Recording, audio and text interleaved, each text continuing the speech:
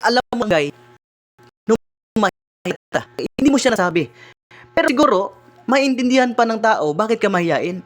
Kasi nga, kulang ka sa kaalaman. Pero kung nasa point ka na alam mo na yung katotohanan pero mahihain ka pa rin, parang hindi nagkakatugma yung sitwasyon. Parang error. Amen? Halimbawa, ganito. Sa school, takot kang magtaas ng kamay. Kasi alam mo bakit? Alam mo ba bakit takot ka mag-raise hand? Kasi nga, kulang ka sa kaalaman. Hindi mo naaabutan yung topic at absent ka nung time na yon. Kaya ka natatakot ka kasi kulang ka sa kaalaman. Halimbawa, hindi ka magaling sa English. Tapos nagkataon, no, uutusan ka na kausapin yung Amerikano. So, natakot ka makipag-usap sa Amerikano dahil alam mo sa sarili mo, kulang ka sa kaalaman pagdating sa English. So, kaya ka natatakot dahil kaya hindi lumabas yung leadership. Kaya natakot ka dahil kulang ka sa kaalaman. Kaya nga sabi sa Hosea 4:6, people perish because lack of knowledge. No, dahil sa kulang sa kaalaman, doon nagkakaroon ng barrier, ng takot. Nahihiya kang makipag-usap sa Amerikano dahil alam mong hindi ka sanay, hindi ka masyadong hasa sa pakikipag-usap ng English na language. Amen? So may mga valid reason bakit ka nahihiya. Pero pag alam mo na yung katotohanan, hindi ka mahihiya kasi may alam ka na sa katotohanan. Kaya nagiging error yung situation. Andun ka na sa punto na may alam ka pero hindi mo mailabas. Sino sa inyo dito nung nag-aaral ka pa? No? Sa isipan mo, alam mo yung sagot. Pero kinakain ka ng hiya. Kaya nung sinagot ng classmate, kinagot ng kaklase mo yung sagot, nasabi mo, sabi ko na nga ba? Yun na nga sabi ko. Alam ko na talaga yun. Pero hindi mo nasabi kasi alam mo bakit? No? Na-bandage ka ng hiya at takot. Pero, maiintindihan yung hiya na yan kung ikaw mismo, wala kang talagang kaalam-alam. Pero paano ngayon? Nalaman mo na yung katotohanan. No, applicable pa ba yung hiya? Applicable pa ba yung takot? No, kaya ka hindi nakakalid. Kasi nga, andun yung takot. Kaya sa gabing ito, yung topic na ito, kailangan ma-awaken yung nasa loob mo. No, may something na espiritu na ma-awaken sa buhay mo. No, hindi ka nakadesign sa pagiging mahiyain. Hindi destinasyon mo yung pagiging matakutin. Nakadesign ka sa malaking calling. Awakening the anointing of leadership. No, alam nyo ba, yung anointing, ito yung kapangyarihan, kakayahan, protection. No, by the power of the Holy Spirit. Hindi ka magiging no, leader sa spiritual kung hindi ka may empowered ng banal na espiritu. Kasi sa panahon sa Old Testament, pag ikaw ginawa kang hari, no, kailangan mo munang i-anoint sa ulo. At para maintindihan natin, sa mga tupa, literal na tupa yung animal, no, nilalagyan sila ng oil sa ulo para ano? Para hindi sila atakihin ng insekto. Kasi yung mga tupa, hindi nila kayang labanan yung mga insekto kung sila mismo.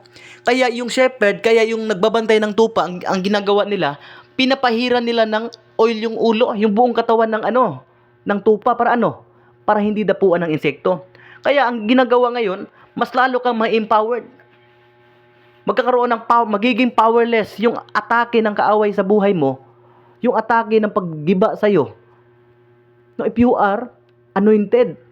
At yung pinakamatinding anointing na dumaloy sa pagkatao natin ay walang iba. Yung dugo ng ating Panginoon. No? The blood of Jesus. Yun yung pinaka-powerful anointing na dumaloy sa ating pagkatao at na-empowered ka pa ng anointing ng banal na espiritu. So, ibig sabihin, you are not ordinary. Pastor Del, nahihiya ako. Kasi sa pagkabata ko pa, mahihain talaga ako. No? Hindi ka din-design sa ganyan. You are called to be a leader. At gusto kong maintindihan mo ngayon, there is leader inside of you. May leader sa pagkatao mo. So kaya nga, kailangan mapukaw kasi baka natutulog. At pwedeng mapukaw dahil wala ng apoy. Tingnan nyo yung asayte. Tingnan nyo yung oil ng baboy. Di ba, pag nalagay siya sa malamig na lugar, ano mangyayari? Nabubuo. Pero tingnan nyo, pag nalagay sa mainit, sa karahay, pag nalagay sa apoy, anong mangyayari sa oil? Nagiging water. no, natutunaw. Posible ba? Posible ba kaya hindi lumalabas yung pagka-leader? Natutulog yung leader dahil hindi laging babad sa mainit? No, kailangan mo talaga laging nasa mainit. No? Kailangan ma-burn lagi yung fire diyan sa puso mo. No, you are a leader. You are, no, kaya nga si Jesus nagbumaba dito sa mundo. Naging alipin para maging leader ka. You are not the tail. You are the head. Hindi ka dinisign ng Panginoon sa pagiging ikog, sa to ganyan. Pagiging buntot, dinisign ka ng Panginoon sa ulo. Kasi ganito, sa trabaho, tingnan nyo sa trabaho pero hindi ko sinasabi na kailangan mo talaga maging may-ari ng kumpanya. Pero ang pinaka-advantage lang na magiging may-ari ka ng kumpanya, no, hawak mo yung oras mo. Halimbawa nagtatrabaho ako noon sa planta. So ang ginagawa noon, kahit gusto ko magsimba ng Sunday, hindi ako makakasimba. Kasi alam mo bakit? Kasi nga may boss ako. Ikog. So nandun ka sa punto, kahit gusto mong mag-ministry, kahit gusto mong kahit gusto mong magsimba ng Sunday, pero pag sasabihin sa'yo ng manager mo, hindi ka pwedeng mag-absent ng Sunday kasi walang karelibo, wala ka talaga magagawa. Kaya nga, laging sinasabi natin ng Panginoon, you are the head.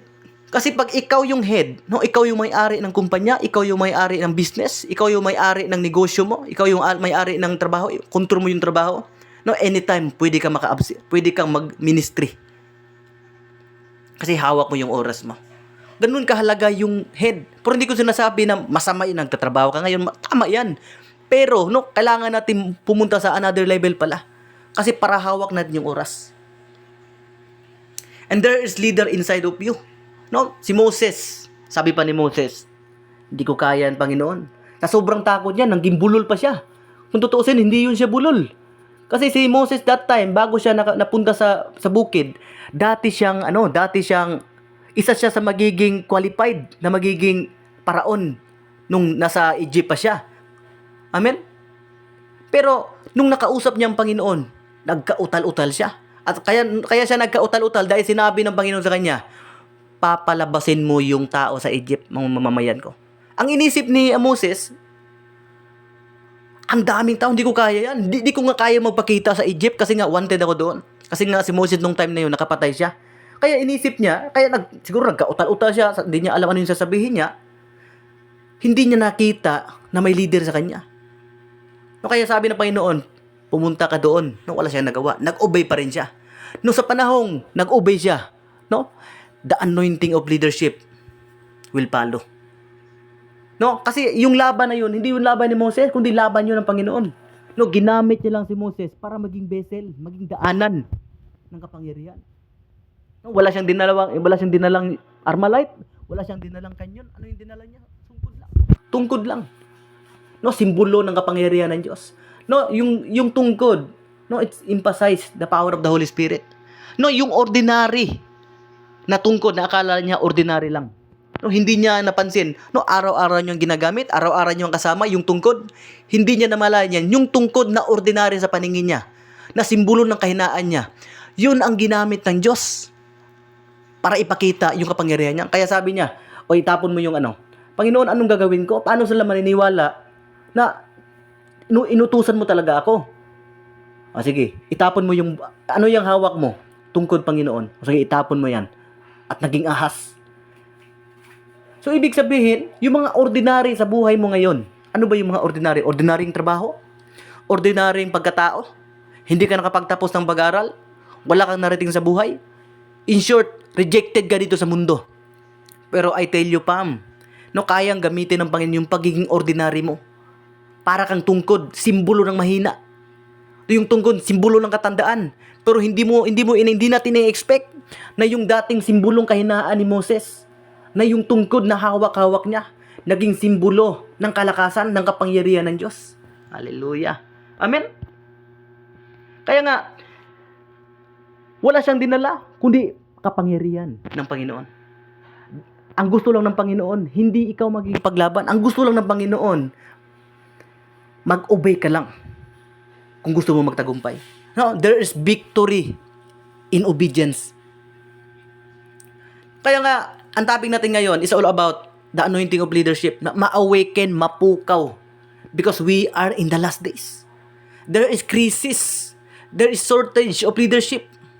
Kung mapapansin mo sa church, maraming attendees. Kung mapapansin mo sa Bible study, maraming attendees, pero kakaunti ang leaders. Kaya nga sabi ni Jesus, no, pag sinabi natin crisis, kakulangan, shortage, famine, hindi sapat, kulang talaga. No, kailangan ng Panginoon ngayon ng mga volunteer. Hallelujah. No, ang tanong ko ngayon, are you willing to volunteer in these last days? We are in the last days. No, kung pwede, in the last hour. Pwede rin in the last minute. Kaya nga sabi ni Jesus, the harvest is great, but the laborers are few. Hallelujah. No, hiring ang Panginoon. No, ang tanong ngayon, pwede mo bang itaas yung kamay mo ngayon at sabihin, Lord, here I am. Send me. I am willing to volunteer. Pag sinabi nating volunteer, wala kang inaasahang kapalit. May nakilala na ba kayong nag-volunteer? Bro, apply tayo ng trabaho. Anong trabaho? Yung volunteer sa rescue. Magkano sahod? Hindi. Pag sinabi natin volunteer, walang sahod. Pag sinabi natin volunteer, ito yung gagawin mo na wala kang iniisip na kapalit. No, yung ganito ba? Isa kang taong mayaman, tutulong ka sa mahirap. No, tutulungan mo yung mahirap at tutulungan mo siya kahit yung mahirap na tinulungan mo hindi makakapagbalik ng itinulong mo. So ibig sabihin, pag sinabi natin volunteer, ito yung bagay na gagawin mo ng kusa na walang halong kapalit, hindi dahil sa sahod, kundi for the sake of others. Compassion to the lost soul. Etong puso ang hinahanap ng Panginoon ngayon sa gabing ito. Nung gusto kong mapukaw yung leadership, nung maraming nalulunod. Kung sa lansones pa, kung harvest mo yung lansones, tapos ang mag-harvest, 10 lang. Tapos 10 hectares, 3 hectares yung lansones. Ano mangyayari sa mga lansones na bunga? Mahuhulog, mabubulok. Hinog na sana pero nahulog, nalaglag. Kasi nga, kulang yung laborer. Kulang ang taga-harvest. Kasi naranasan ko noon sa bukid, tatlo lang kami nag-harvest ng lansones. Ang nangyari ngayon, tapos 2 hectares. So hindi namin na-harvest lahat. Kasi alam niyo ba anong nangyari? Nang dahil kulang yung tagapag-ani, kulang yung taga-karga. Alam niyo anong nangyari sa lansones? Ay yung ibang lansones ninakaw. No, may ibang nagnakaw. May ibang nag-harvest. At yung ibang lansones nabulok. At yung ibang lansones kinain ng uwak. So ibig sabihin, kung kulang ang harvester, no, kung hindi ka magbo-volunteer, kung hindi mapupukaw yung leadership mo ngayon, no, maraming dagan kayo malaglag. Hallelujah. Jesus said, where are the laborers? No, dagan kayo, ang tawa na. Pila ka, dagan kayo gamot. Ang daming kamay. Nangangailangan ng rescue. Hinog na. Ang problema, kulang yung laborers sa panahon natin ngayon. No, God is speaking to us right now and every one of us who are willing. No? Alam ko habang nakikinig ka ngayon, pwede mo bang i-desire na marinig yung boses ng Panginoon? At sasabihin sa'yo ng Panginoon ngayon, are you willing? No, hiring ako anak. Hiring ako ng laborers. Hiring ako ng mga taong magbo-volunteer na walang ine-expect. Hallelujah. And always remember, leadership is not a position. No, leadership is to serve. Kaya sabi ng iba, Brother Del, di ko kaya maging leader. Bakit? Kasi hindi ako magaling magbasa, hindi ako magaling magsalita. Kulang ako ng pinag-aralan. Ang tanong ko sa kanya, kaya mo ba mag-serve? Kaya. Kaya mo ba maglinis ng CR? Kaya. Kaya mo ba mag-send ng link? Kaya. So, ibig sabihin, may kapasidad ka na maging leader. Kasi, ang definition ng leadership sa Bible, hindi yung powerful, hindi yung grabe ka magaling, no? May ability, may potential. Yung leadership na definition ng Bible, no, is to serve. Kaya sabi ni Jesus, kung gusto mo maging ganap, Kung gusto mo maging leader, no? Kailangan mo mong maglingkod. So ang leadership, ang meaning ng leadership sa Bible is to serve, not to be served. Amen? Tama ba? Pwede ko ba marinig yung isang amen dyan? Hallelujah. Thank you, Jesus. Amen. Klaro lang, klaro na. No, leadership is to serve. Kaya nga, leadership is not position. No, hindi ka boss. Utos-utusan mo yung tao, tapos wala ka rin ginagawa. No, pag sinabi nating leader, siya ang nangunguna. No, inuutusan niya yung iba, pero gumagalaw din siya. Amen? That's we call leadership. Kaya minsan, ang nangyayari sa atin, no, minsan, inaabuso natin yung leadership. No, pag ayaw ng tao, mo bang pugson ba? Pugson yun nimo. No, pinapakita mo, dapat mutuo ka sa kuwa kay leader jud nimo. Hindi ka mutuo, hawa na ka sa kong simbahan, hawa na ka sa kong grupo. No. Leadership is not a position. No, leadership is to serve. Kaya nga minsan yung leadership, yung halimbawa sa mga sundalo or sa mga pulis, no, hindi mo talaga masabing perpekto talaga yung buhay ng pulis or mga government. Kasi nga minsan yung pagiging halimbawa yung sa LTO, yung sa viral, no, ginamit nila yung authority nila, no, para makasagasa ng tao. Yung iba hindi nila na-handle ng tama yung authority.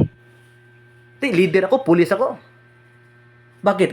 Dito sa Zamboanga, sabi niya, bakit anong problema? Bakit kung walang lisensya? Pulis ako.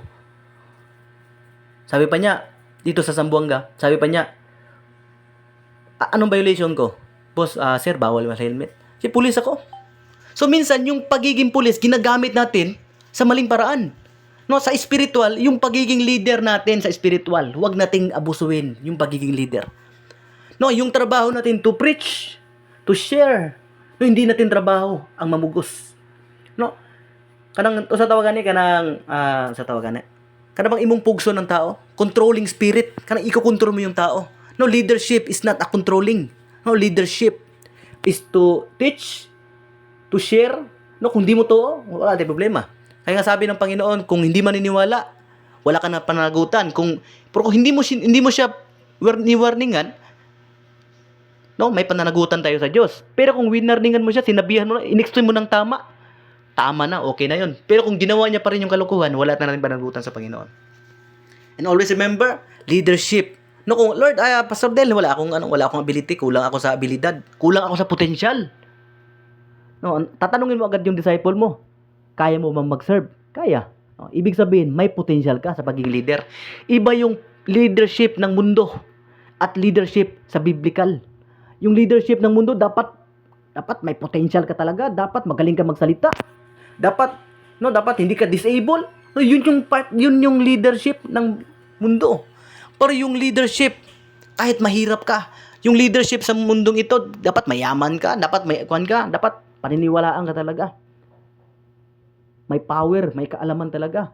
Pero yung leadership ng Bible is to serve. No, the anointing of wisdom will follow. Dito na tayo. Ito yung kwento ni Solomon, no? Gusto ko sa gabing ito, no, alam ko yung kwentong ito, gas-gasto sa isipan natin. Kaya ito yung isa sa mga kinuha kong Bible para mas madali nating maintindihan. Amen? Mas madali nating maintindihan yung kwento. At every time na mag-share ako ngayon ng kwento ni Solomon, no, pwede ba kayong mag-assume na parang hindi nyo alam? Yung parang may excitement ba? May exciting na, no? Kaya nga sabi sa Bible, kailangan mo maging empty. Para ano? Para mapuno ka. No, ngayon ikikwento ko yung kwento ni Solomon. King Solomon as the anointing of leadership and wisdom. No? Yung challenge ng kwento nito, no, kailangan magkaroon ka ng panalangin ng gaya ni Solomon if you want to become a leader. No, kung gusto nating magtagumpay sa pagiging leader, no, ma-full of wisdom, pagiging leader, kailangan, no, gawin natin ang panalangin ito. Sabi dito, kinagabihan, nagpakita sa kanya ang Panginoon sa pamamagitan ng isang panaginip. So, ibig sabihin, may posibilidad pala na mangusap ang Panginoon sa iyo through dreams. Sabi dito, sinabi ng Diyos sa kanya, humingi ka ng kahit ano at ibigay ko ito sa iyo. In the midnight, no, nakausap niya ang Panginoon. At sinabi ng Diyos sa kanya, hingin mo kahit anong gusto mo. So, parang ganito ba? Example na lang, si Manny Pacquiao. Sasabihin sa'yo ni Manny Pacquiao, Pastor Cristobal, na-bless ako sa buhay mo. Hingin mo kung ano yung gusto mo. No? Hingin mo ano yung gusto mo. So, ibig sabihin, kahit ano, basta ikakabuti lang. Siyempre, alam mo yung hinihingan mo mayaman. So, ang level lang hihingin mo is yung malalaking bagay rin. Amen? Kasi alam ni Solomon, no, God is the source of everything. Kahit anong hilingin niya, kayang ibigay ng Diyos. Basta ikakabuti lang. Thank you, Jesus. So, kung hihingi ka ng hingi ka Manny Pacquiao, siyempre hingi ka. O Manny, Senador Manny, hingi ako ng kotse. O sige, yan ang hiling mo, ibibigay ko sa iyo. Kahit ano nga, ibibigay niya. Basta gamitin mo sa tama. No, itong time na to, nagkaroon ng appointment through dreams. Nagkausap sila ng Panginoon, si Solomon, at hingi niya sa Panginoon kung ano hingi niya. At ibibigay, ito yung promise ni Lord, ibibigay ko sa iyo. Sabi dito sa next.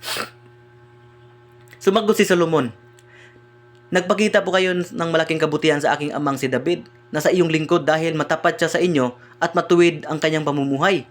Patuloy niyo pong ipinakita sa kanya ang inyong malaking kabutihan sa pamamagitan ng pagbibigay sa kanya ng isang anak na siya pong pumalit sa kanya. Siya pa, nakita ko yung pag-bless kung pag-ano mo pinagtagumpay yung tatay ko. Bless niyo po siya. Kaya sabi dito, Panginoon, sabi ni Solomon, Panginoon, na aking Diyos, ako na iyong lingkod na ipinalit nyon sa aking ama na si David bilang hari. Kahit binatilyo pa ako at wala pang karanasan sa pamamahala. O, tingnan nyo. Kahit si Solomon, no, inadmit niya sa sarili niya, wala akong karanasan sa gera. Tapos, on the spot, pinili ako at inapoint ako bilang hari. No, isa akong ordinaryong tao lang na walang kamuang-muang sa laban. Parang andun siya sa punto na pressure siya. Siguro, palagi natin sa kwentong ito, hindi siya makatulog ng maayos. Kasi nga, nung in-appoint ka, parang ganito ba, i-appoint kita, bunanta si Kuan. Ito si Pastor Bellboy. Sinabihan siya ng Pastor Bellboy, ikaw ang magiging next president ng bansang Pilipinas. Ang mararamdaman mo, hindi ko pa naranasan maging senador. Hindi ko pa naranasan maging kagawad. Hindi ko pa naranasan maging chairman, barangay chairman. Kay chairman man lang. Paano ko mamamanage yung presidential kung sa pagiging chairman hindi ko pa naranasan? No, pwede kang ma-overwhelm, pwede kang mag-overthink, paano na to? Kaya ko ba ito? No, maybe dumating sa punto ng buhay ni Solomon, parang ganito. Kaya nga, sabi niya, Panginoon aking Diyos, ako na yung lingkod, ipinalit sa ama kong si David bilang hari. No, bilang hari, ruler ng kingdom. Ibig sabihin, hindi basta-bastang calling.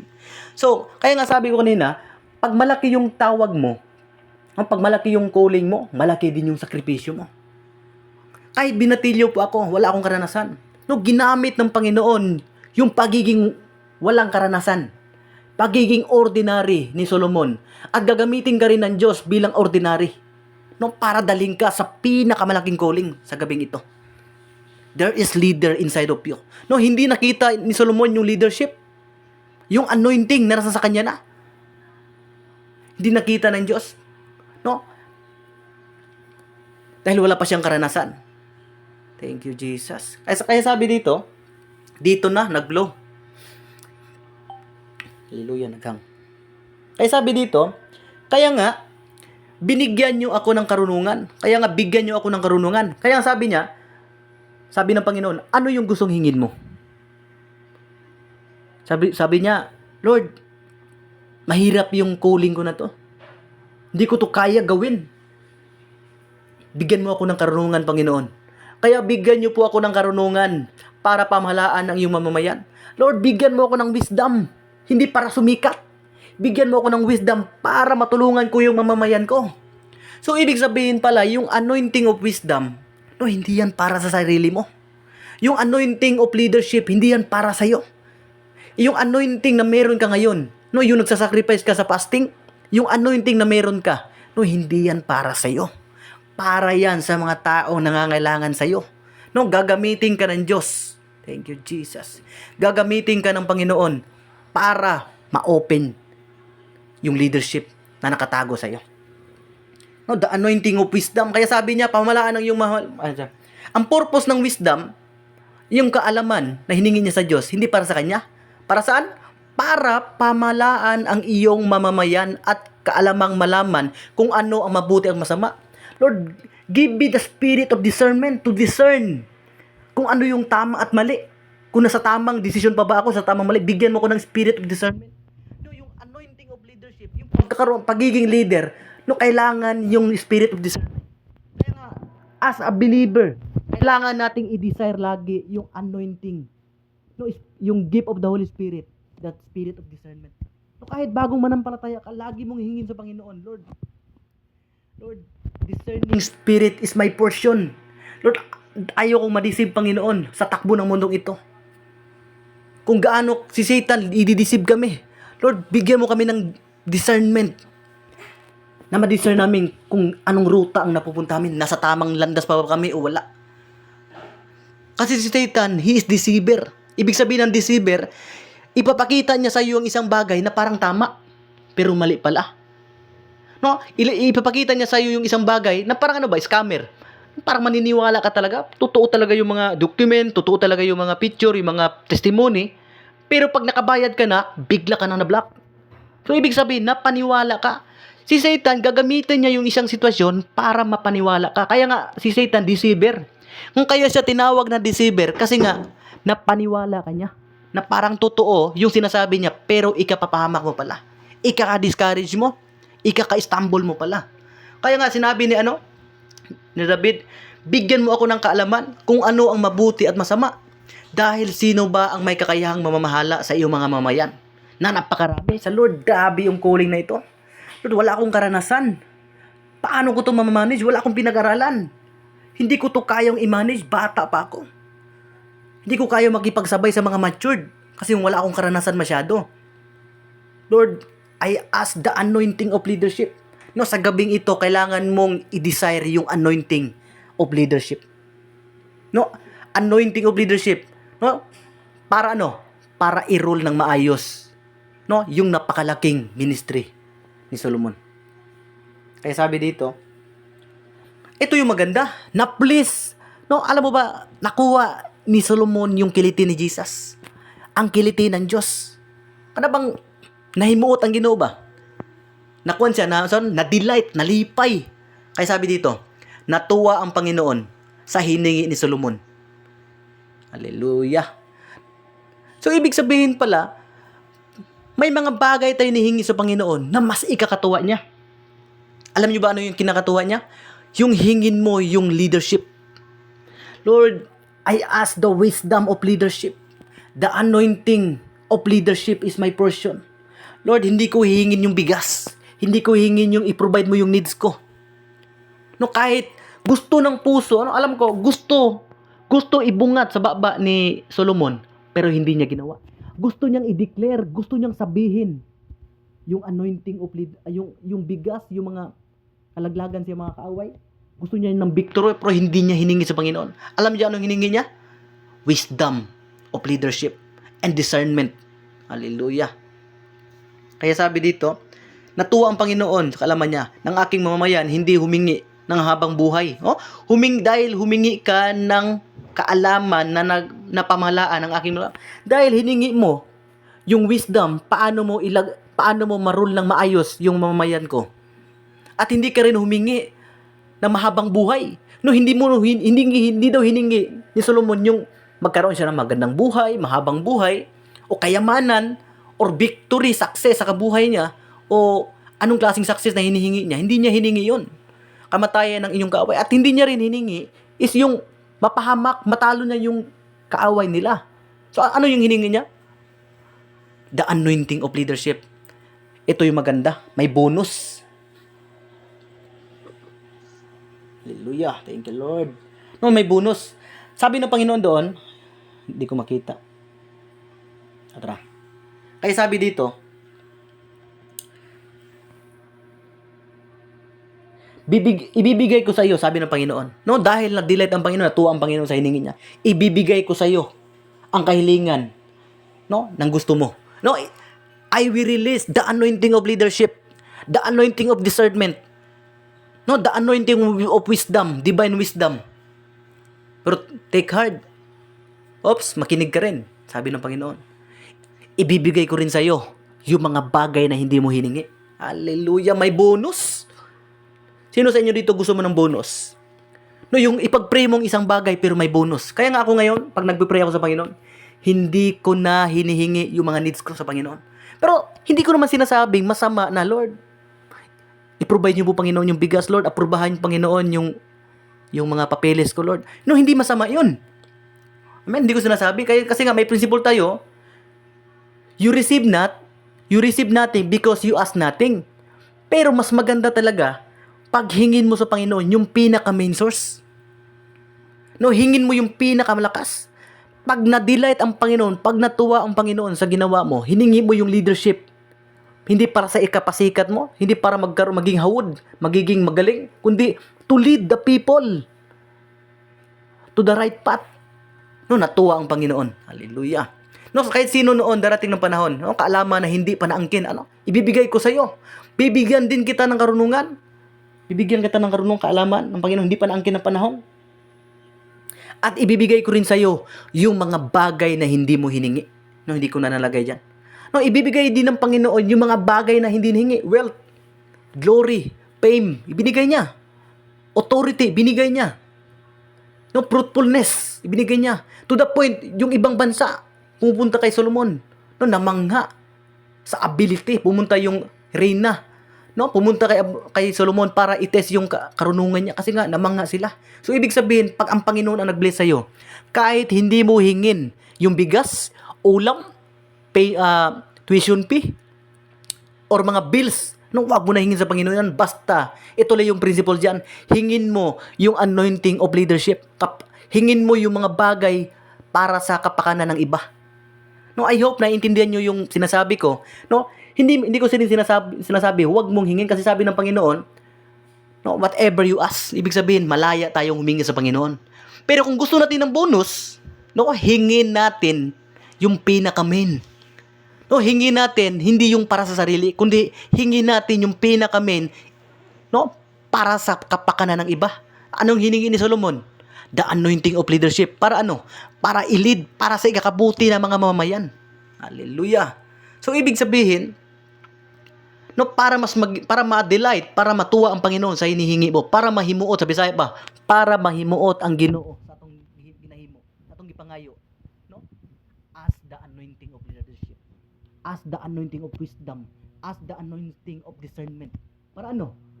Para ibigay ng Panginoon, para i-unlock sa heavenly realms yung mga bagay na gusto mo. Kasi sabi ni Jesus, huwag kayong mag-alala sa mga needs nyo.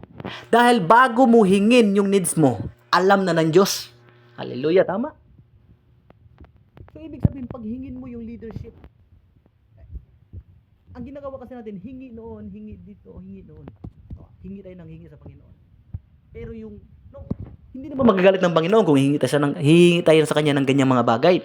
Pero kung gusto nating hinga ng Panginoon para sa kaikabuti ng iba, imagine na, humingi ka. Hindi para sa sarili mo. Gusto ni Solomon, gusto niya sa puso, gusto sa loob niya, pero hindi niya sinabi. No, yung inuna niya, hingin niya yung leadership para sa kapakanan ng iba.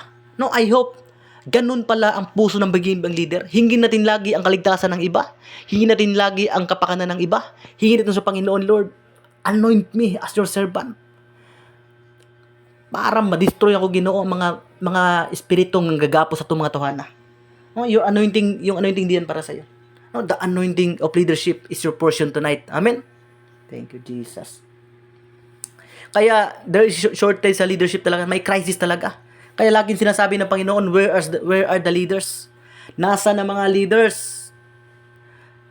The harvest is great, but the laborers are few. No, marami nang nalulunod, kunti pa lang na nare-rescue dahil nanatili tayong mga disciple. And always remember, yung mga disciple ni Jesus, hindi nanatili. Kaya nga, By ano yan, by dimension. Pag una mo nakilala ang Panginoon, no, kailangan mong mag-involve sa discipleship. Pagkatapos ng discipleship, kailangan mong malagay, kailangan mong mag-upgrade sa leadership. Kasi ang disciple, hindi sila nanatiling disciple. Yung disciple, hindi nanatiling disciple, kundi naging apostoles. Ibig sabihin, dinala sila ng Panginoon sa another level ng journey ng buhay nila. Amen? Tama ba? Ibig sabihin ng disciple, discipline. Kasi marami sa atin, disciple na. Amen? Okay lang mo makita, taas daw yung gamay yung mga disciple na. Yung mga disciple na. No, yung mga disciple na nabago na yung buhay. No, naalay na yung buhay. No, wala nang ginagawang masama. No, kundi surrender na talaga sa Panginoon. No, wala na nga ginagawang masama, wala na rin ginagawa para kay Lord. Hallelujah. No, wala na rin ginagawa para kay Lord. No, pag sinabi nating leader, pag sinabi nating disciple, ibig sabihin nahulma. So, ibig sabihin, pag nahulma ka na, para saan ka pa? Para saan ka pala? No, pag nahulma na yung bola, para saan pala yan? No, kailangan siya gamitin, dalhin sa court. Gamitin sa bagong level na naman. Kaya yung cellphone mo, kailangan siya ma-upgrade. Para ano? Halimbawa, tuwang-tuwa ka na sa cellphone mo. Wow. Yung cellphone ko, maganda yung ano niya, maganda yung setup. No, pag nag-remind na yung cellphone mo, upgrade your cellphone. No, kailangan mo i-upgrade. No, pag i-upgrade mo siya, mas lalong gumanda. No, dadalhin ka sa dimension ng another level. Kaya nga yung mga disciple ni Jesus, hindi na natiling disciple lang, kundi naging apostoles, naging leader. Kasi hindi lahat ng disciple leader. No? Pero lahat ng leader disciple. Amen?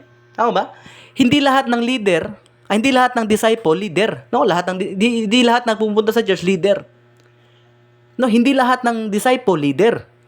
Pero lahat ng leader, disciple, ibig sabihin nagbago. Kaya nga, kailangan mapukaw yung leadership dyan sa puso mo ngayon. Kasi nga, kailangan mo maunawaan to.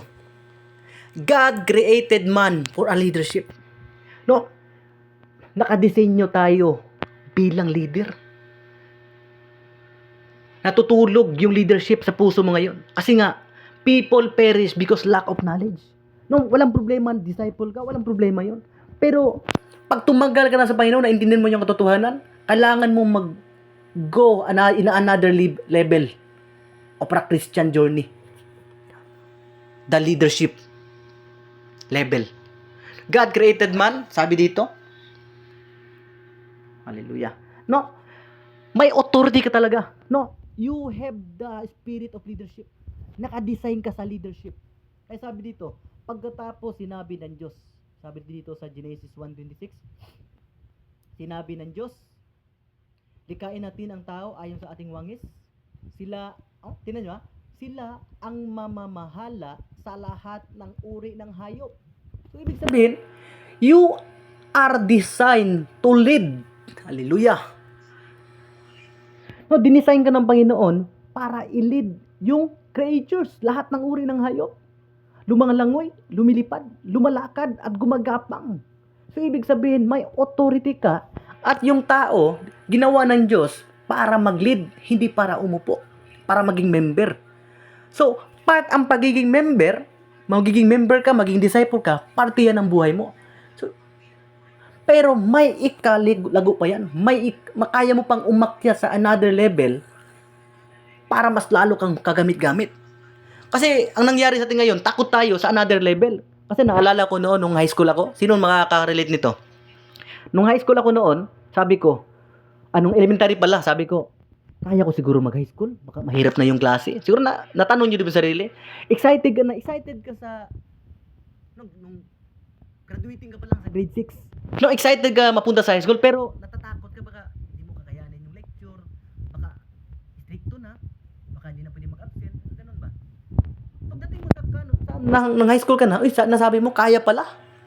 No, hindi mo nakita yung potential mo kasi nga, nasa mababang level ka, nanatili ka pa dyan.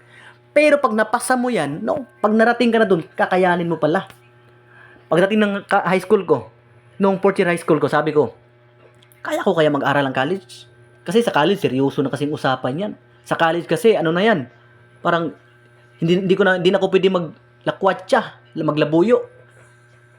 Kaya ko siguro. Pero nung napuntahan ko, kaya ko pala. Hallelujah. So, kaya ka natatakot kasi hindi mo nasubukan. Kaya nga, gustong iparating sa atin ng Panginoon, you are designed to live. No, ang isda, hindi siya tinuruan.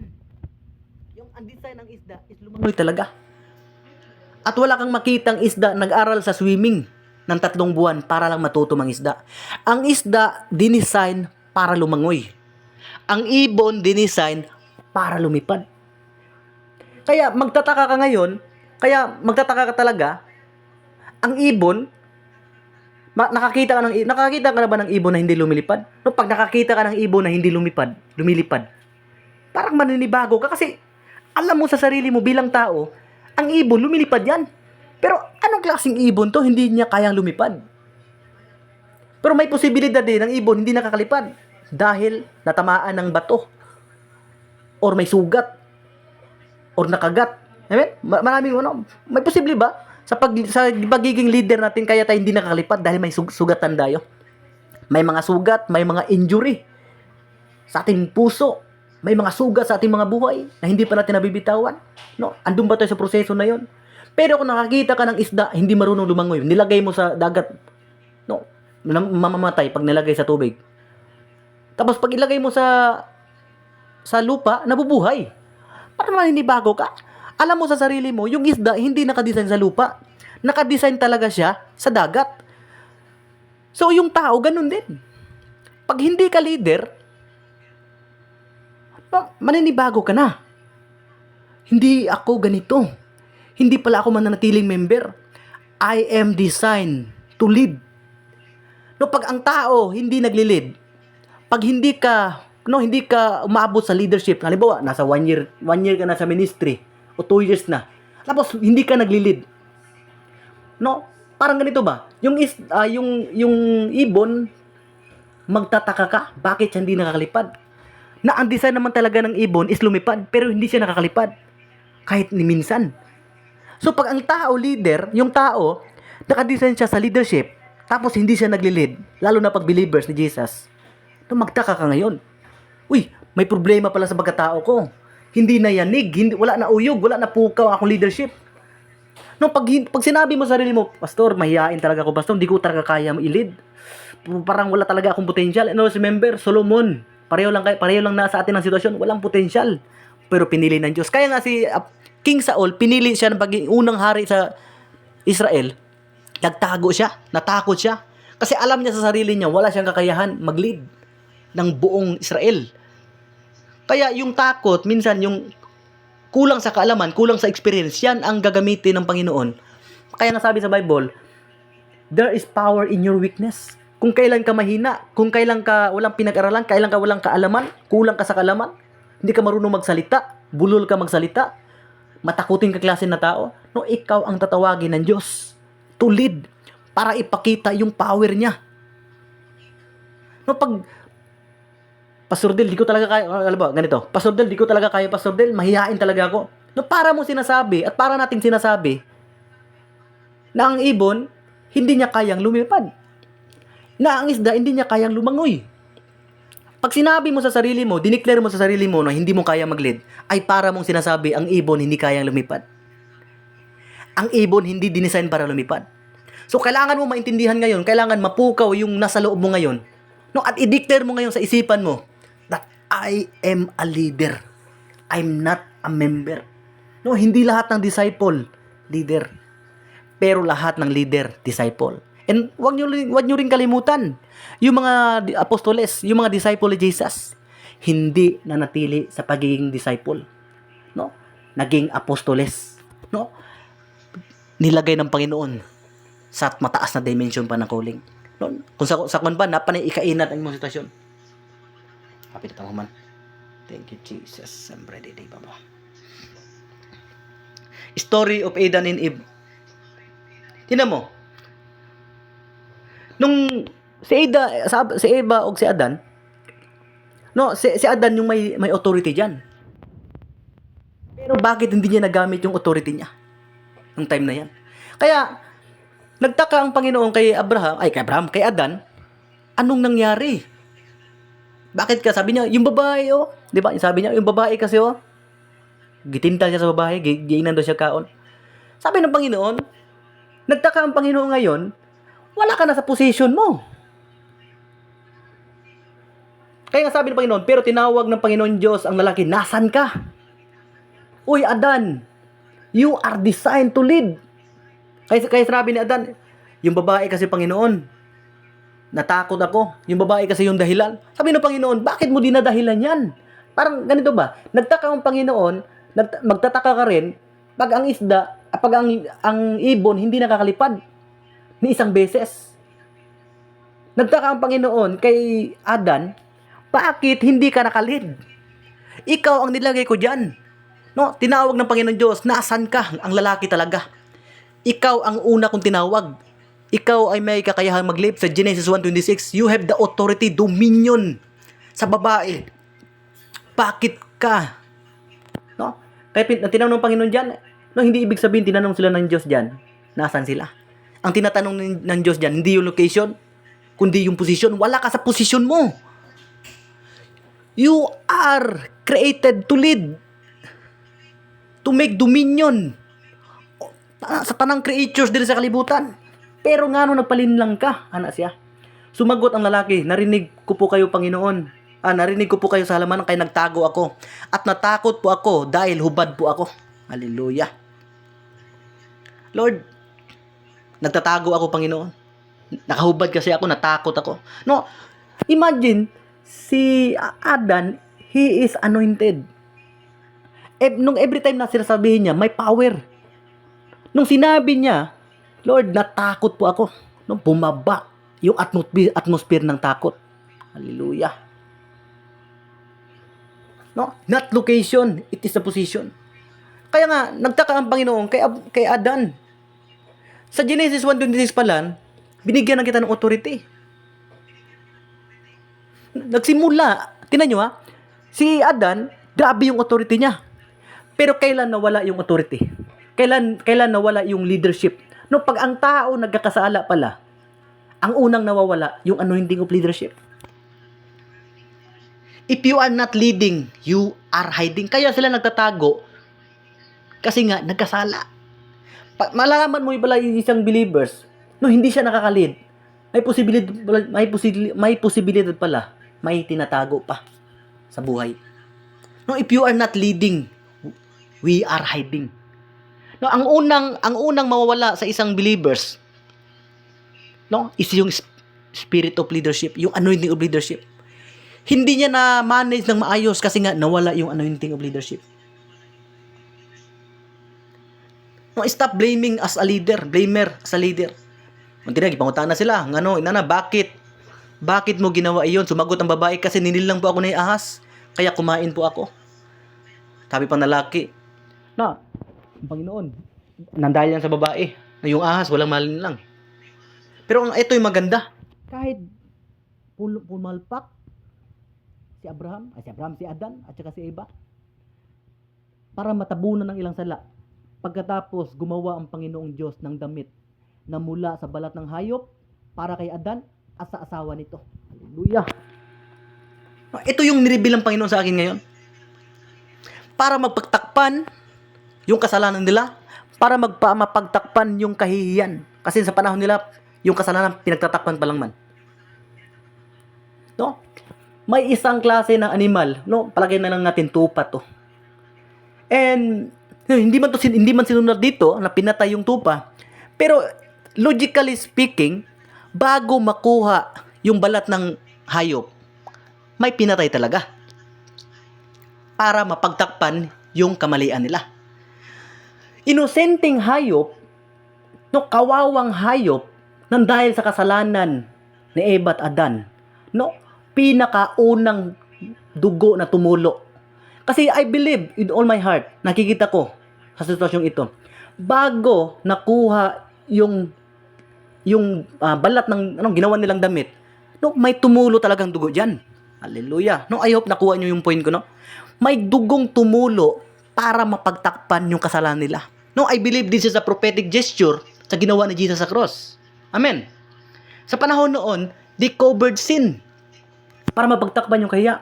Pero sa New Testament, praise the Lord, pinagtakpan ng ating mga kasalanan. Hindi lang pinagtakpan, He wiped away. Hallelujah. Palakpakan naman natin si Jesus. Noong kailan ba marinig ko yung palakpak na galing sa Panginoon? Noon, mapagtakpan, atonement, matabunan. No, matabunan ang ilang sala. Pero sa New Testament, you are a new creation. The old has gone. Kaya nga, ang past mo, wala nang power. Wala nang power para pabagsakin ka. Kasi binayaran ni Jesus. Ibig sabihin, you are not, no, God is not a God of chances only. No, ang Panginoon, hindi lang siya God of chance. Kasi ang second chance, nakadepende siya sa first chance. No, God is a God of new creation. God is a God of new beginning. Ibig sabihin, bagong simula. So kung ano ka noon, wala na yun. Nakalimutan na yun ng Diyos. Zero balance. Binayaran niya lahat. No, kawawang tupa, kawawang animal, pinakaunang. Kaya nung nakita ni Adan, yung tupa na matay, sabi nila, ganun palang mamatay, may dugo. Pero hindi nila naintindihan, yung dugo na yun ang nakapagligtas sa kanila. No, hindi yung matatanggal yung balat. No, pag walang, posible talaga may tumulo talagang dugo. May pinatay talaga ang Diyos na isang tupa para lang mapagtakpan yung kahihiyan nila. Amen? When you know how to serve, you are a leader. Kung marunong ka mag-serve, marunong ka maglingkod, you are a leader. Now, Jesus is a person of value. You are valuable. No, kaya kang bigyan ng value ng Panginoon. No, kaya nga kailangan mo maging leader para makita mo yung value mo. Kasi kung hangga't hindi mo nakikita yung value mo, kasi yung gold, hindi yan lalapit, ang pera, hindi yan lalapitan ng gold, kundi ang gold mismo ang lalapit sa pera. Ang pera mismo ang lalapit sa gold. Amen? No, ang gold, tinan nyo ang tao, hindi lalapit, ang mangga, hindi ang lumalapit sa tao. Sino ang lumalapit sa tao? Ang tao. Kaya nga, binabato, sinusungkit, inaakyat. So, ang mangga, pag nakita ng tao na yung mangga malaki na, kung sa Bisaya pa, gulang na siya, so season na talaga para sa harvest, yung tao mismo ang aakyat sa puno. Kasi nakita ng nakita ng tao yung mangga, nagre-reflect talaga, na matured talaga siya. And always remember, ikaw yung mangga. So, ibig sabihin, if you are a leader, kailangan matured ka mag-isip. Hindi ka binded ng yung emotion, wrong emotion. Para yung tao na mismo ang lalapit sa'yo. Ang tao na mismo ang lalapit sa'yo at makita na model ka talaga, na kailangan ka rin sundin. Pinag si Pastor Ron dyan. Ginawa niya yung Christ-like. Kaya nga yung tao, kusang susunod sa kanya. Kahit hindi niya sasabihan, kusang pupunta doon sa Cagayan. Kasi ako nga noon, 2024, ako, Sambuanga to, wala kaming connection ni Pastor Ron dyan, pero pumunta ako doon sa Cagayan para lang makita si Pastor Ron dyan.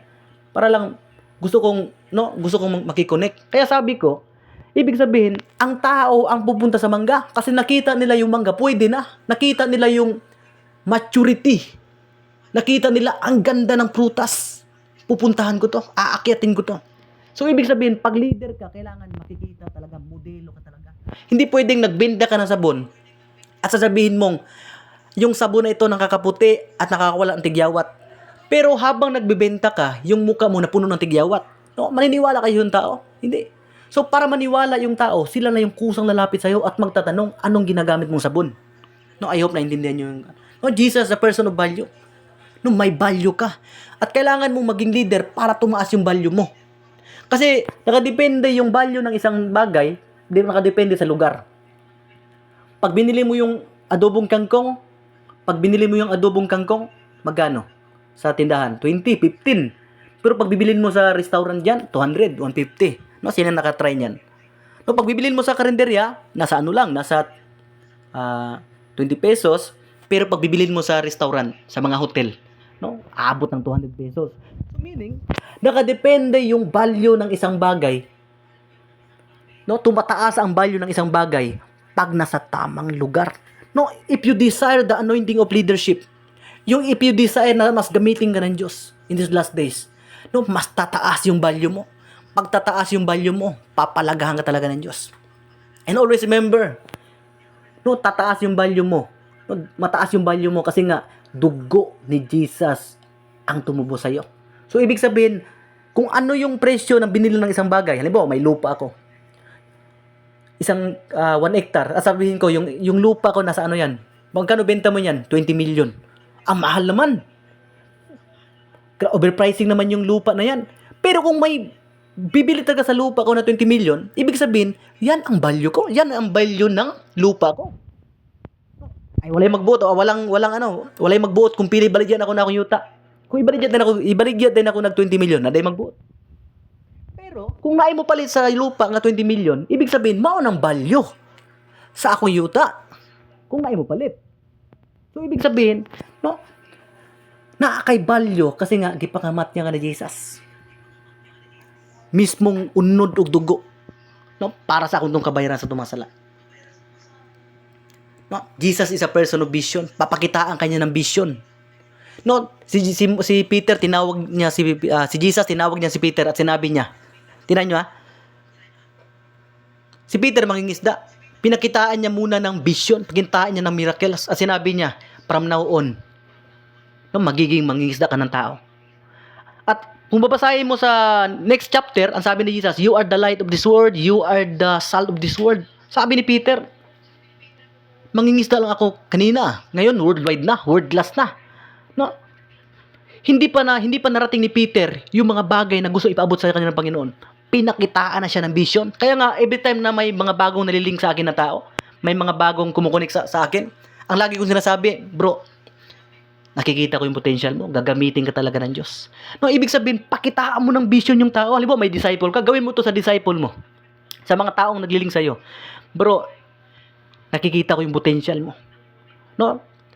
Nakikita ko na mag-handle ka ng simbahan balang araw. No, pag narinig nila yun, nabubuhay yung leadership. Nakita mo pala sa akin yan, pastor. Hindi ko yung nakita. Nang dahil sa sinabi mo, nang dahil sa binitawan mong salita, nag-create ng vision. No, hindi mo pa sinabi, nakita niya na kung sino siya. No, magiging pastor ka one day. No, nakita mo, no, sinabihan ka ng tao, magiging pastor ka at mag-handle ka ng maraming tao. Marami kang, no, at mawiwin mo yung pamilya mo. No, mas lalong uusbong yung leadership. Pakitaan. Na every time na pinakitaan ni Jesus, yung disciple niya na si Peter, na magiging world class ka, mangingisda ka at libutin natin ang mundo. Sabi ni Peter, grabe. Yun pala yung vision na nakita sa akin. No, mas lalo sila naging eager. Jesus is the person of victory. No, palagi bago kanya tatawagin, pakikitaan kanya ng milagro. No, si Peter, bago niya tinawag, pinakitaan niya ng milagro. First time niya nakita, first time siya nakahuli ng ganung karami. Nasa nasa partida pa, nasa malalang, nasa kanang sa dapling dagat na, nakakuha sila, halos malubog ng barko niya, yung bangka. No, papakitaan ng Panginoon ng milagro para mas lalo kang sumampalataya sa kanya. No, ang leader, malapit na ako magtatapos, pasensya na, naapang ko hapit sa oras. No, ang leader requires strong foundation. No, hindi ka pwede maging leader kung wala kang pundasyon. Kaya sabi dito sa 2 Kings 14:5, ito yung devotion ko last time, nang matatag na ang paghahari ni Amaziah, ipinatay niya ang mga opisyal na pumatay sa kanyang mga amang hari. No, sabi niya dito, nang matatag na ang paghahari. So, bago niya dinestroy yung mga opisyal, yung mga high rank, no? Nung nag-destroy sa pamilya niya noon. So, ibig sabihin po lang, may karapatan kang bumawi, no? Hindi sa tao. No, kailangan mong malaman who is your real enemy, the spirit behind of that person. Yan yung enemy mo. Kaya nga, sasabi dito, nang matatag na ang paghahari ni Amaziah, ibig sabihin, strong na, equipped na, napuno na sa kaalaman, naglilid na. Ibig sabihin, no, daan-daan ang lumalago. No, anong nangyari? Pinatay niya ang mga opisyal. No, ibig sabihin, opisyal, mga high-rank demons na pumatay ng kanyang amang hari. No, kung sino yung sinmira sa mga generation mo, sumira sa mga upper generation mo, no, pwede mo nang gantihan pag lumago ka, pag na-adapt mo yung spirit of leadership. No, yung mga taong leader kayang pumunta sa battle. Conclusion, no, balik tayo dito. No, ang tanong ko ngayon, are you willing na magpagamit sa Panginoon? Marami ng taong nahihirapan ngayon. Kakaunti lang yung leader. So, hindi pala aksidente kung bakit ka narito ngayon. andito ka ngayon for a reason dahil tinatawag ka ng Diyos. No, hindi aksidente. In-invite ka dito, hindi aksidente. No, maring pagkita mo sa link kanina, parang nangusap talaga sa iyong Panginoon. Kahit may gagawin ka sana, pupunta ka sa ibang site, pero pumasok ka talaga sa link, na-click mo talaga yung link. No, hindi yan aksidente. Maaring pinadala ka ng Diyos ngayon dito dahil may gustong sabihin sa iyong Panginoon at gustong i-reveal sa iyo ng Panginoon. Kaya may mga taong nangangailangan sa atin ngayon. No, kaya kailangan mapukaw yung natutulog na agila sa puso mo, natutulay na leadership, natutulog na warrior. No, kailangan mo, no, alam mo ba paano mapukaw yung pagkatao mo? Mapukaw yung espiritu na yan? Kailangan mong ma-recognize ang mga nangyayari sa ibang tao. Kailangan mong magkakaroon ng concern sa pangyayari ng buhay ng iba. According sa survey, 3.3 million Pinoy pa lang yan, suffer from depression. Minsan yung nadidepress, kasama pang mga Kristiyano dito. Yung mga nakakilala sa Panginoon. No, ang lungkot naman ng buhay isang Kristiyano. No, Kristiyano tayo, pero nadidepress. Hindi natin na kayang labanan. We are a leader, hindi tayo alipin. No, hindi na tayo alipin sa mga depression na yan. No, may power tayo yan, may dominion tayo, binigyan tayo ng authority ng Panginoon to destroy. No, 3.3 million Pinoy nagsasuffer sa depression. At yung depression, ito yung nagkukos ng suicidal. Dahil hindi kinaya, hindi naagapan, walang serba ng Panginoon, walang nag-advise, no, napunta sa suicide. No, hindi ba tayo maaalarma in these last days? Milyong Pilipino nagsasuffer. Kaya nga sabi ni Jesus, the harvest is great, but the laborers are few. Are you willing to volunteer? Pag sinabi natin volunteer, walang iniisip ng kapalit. Lord, kahit hindi mo na ako bayaran, basta gagawin ko lang makatulong sa kapwa, makarescue ng kaluluwa. Dahil isang kaluluwa lang mababalik mo sa paanan ng Panginoon. No? Thousands of angels ang mag-celebrate sa langit. Ang sabi dito, 800 people commit suicide. No, imagine, 800,000 all over the world nagko-commit ng suicide. No, kung hindi tayo mapupukaw sa gabing ito. No, kailangan mo magkaroon na muna ng sitwasyon para mapukaw. Kung hindi ka pa rin mapukaw sa gabing ito, hindi mo pa rin mapukaw yung leadership, hindi ka pa rin magde-decide, Lord, I want to win soul. I want to disciple. I am a leader of 12. I am a leader of my disciple. Gusto mo, Panginoon, mag-produce ng mga leaders para dadami ang laborer. Kasi yung iba kakainin ng uwak.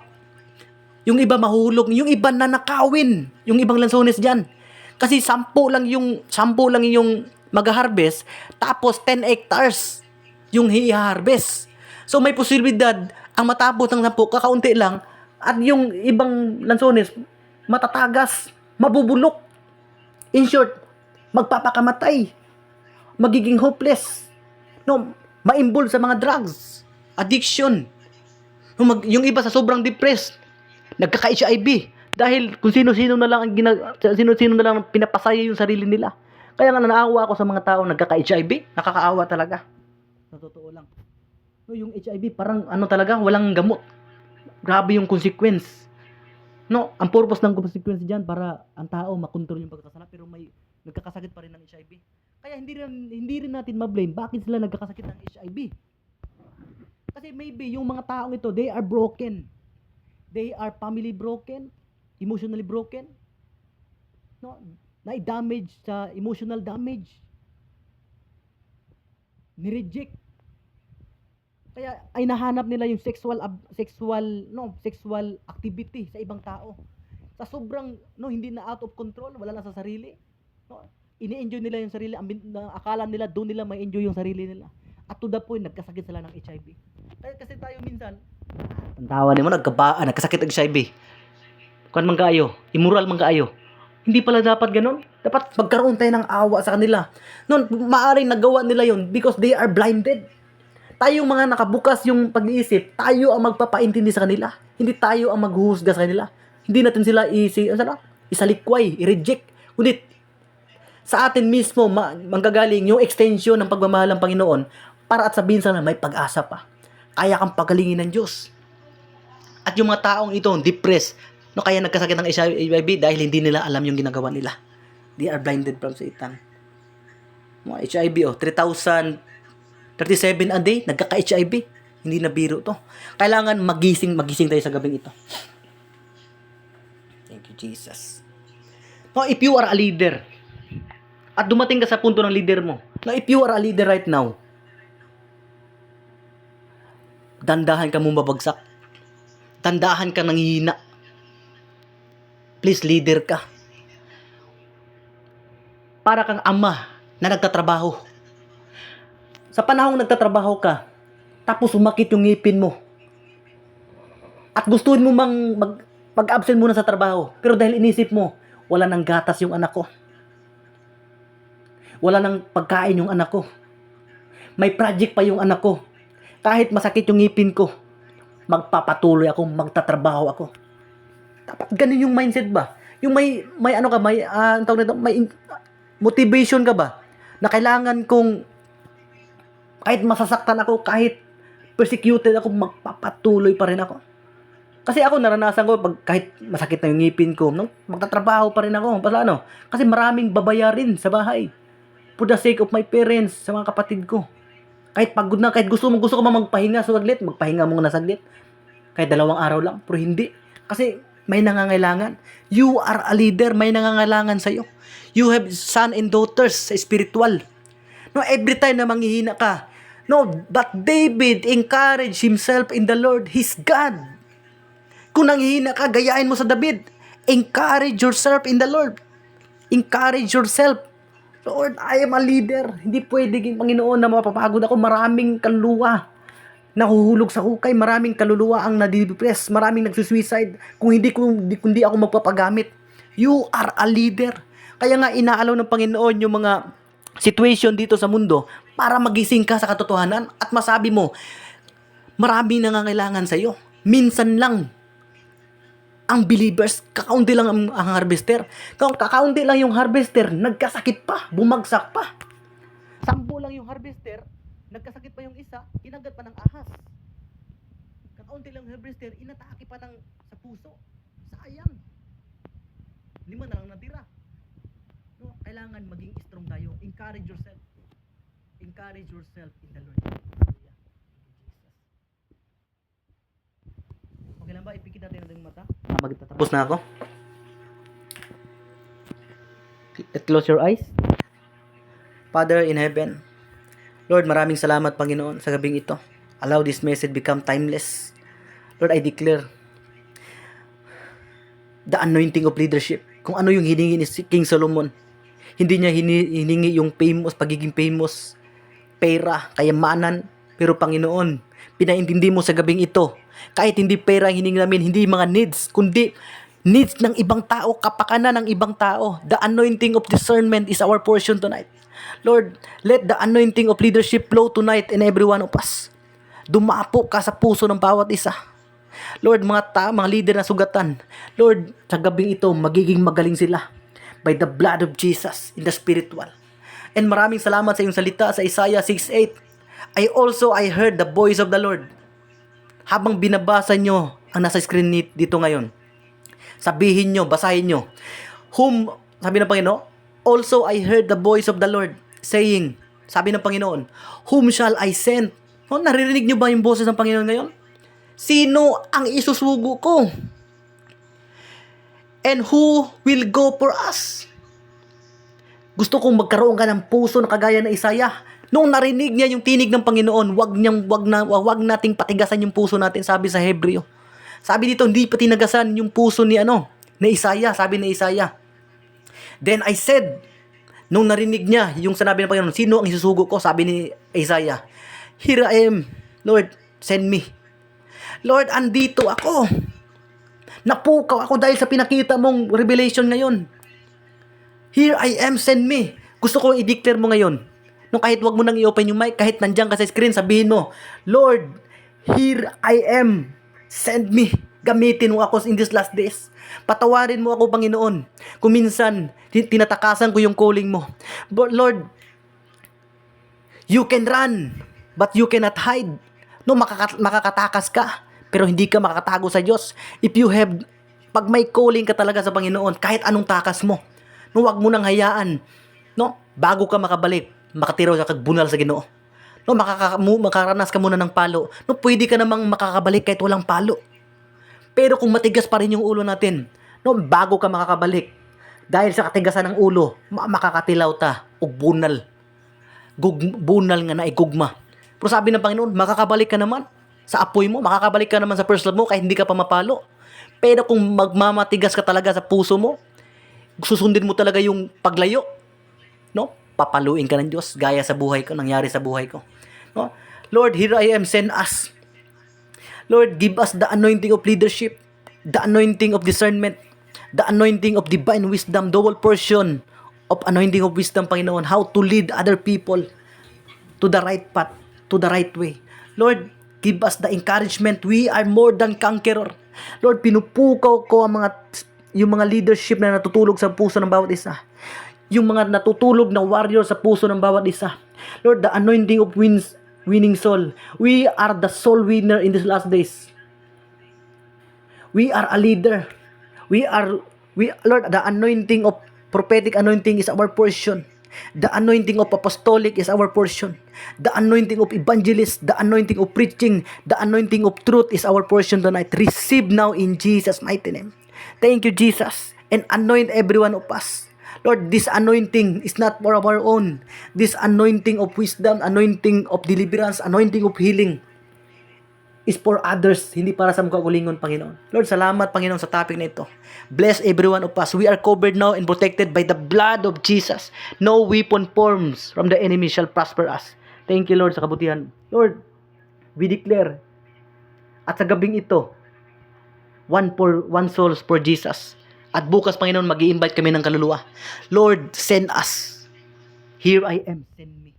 Thank you, Lord, sa imong pulong, Ginoo, sa imong salita. And Father, I pray sa insight namin, Panginoon, give us the double portion of anointing of wisdom and revelation, deep revelation to empower every one of us. And bless every pastors, Panginoon. Anoint our lips, our tongue, na maghatag Ginoo revelation sa bawat isa. Thank you, Lord. And I seal this insight now in Jesus' mighty name by the blood of Jesus. In Jesus' name, Amen and Amen. Hallelujah. Thank you, Jesus. Blessed evening, blessed evening. Glory to God. Dugay may nakasugod, Pastora, kay ang unang link, dagan kinasulod mga Amerikano. Primero, nagkuhan pa dyan doon. Pastor Den, Hello, Pastora. magpa-pray ako mamaya ng tubig para sa aking amo. Amen. Kasi nagbalik na naman yung ano niya na nanghina siya after ng dinner. Are you okay, Kev? Say hi to them. Amen. Say hi. They can see you now. They're going to pray for you. Very good, thank you. Yeah, and they're going to pray for, the water that you're going to drink, okay? Are you okay now? You're feeling okay? Are you feeling okay? Not easy, small only, yeah? A bit more. So, you feel tired? Praise the Lord. So, magpa-pray ako, ha? Amen. Itong aking alaga, sandi ayusin ko lang ito. Para lumaki ang